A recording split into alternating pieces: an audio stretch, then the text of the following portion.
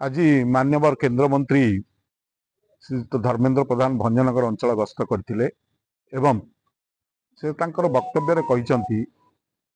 जे भंजनगर अंचल रे जलाभाव रही पाइप पड़ी किंतु जलर अभाव अच्छी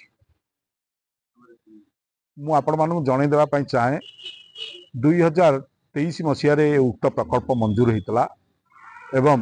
प्राय 1700 कोटी रु ऊर्ध्व टंकार ए प्रकल्प कार्यकारी होची एल&टी कंपनी ए प्रकल्प को कार्यकर्ता भावे कार्य करुचंती एवं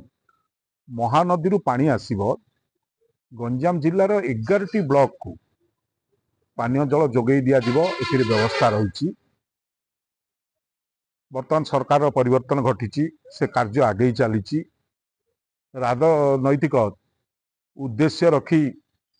ताको विलंबित न करी से प्रकल्प को तुरंत कार्यकारी करिवा पाई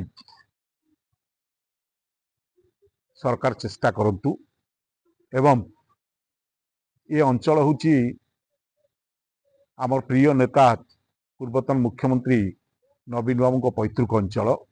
ए अंचल को एक उन्नत अंचल रे परिणत करिवा पाई दायित्व नेबा दिन ठारू मान्यवर नवीन पट्टनायक उद्यम करि आछंती एवं बहु उन्नयन कार्य अंचल रे हेछि तेणु मान्यवर केंद्र मंत्री जो सूचना देइचंती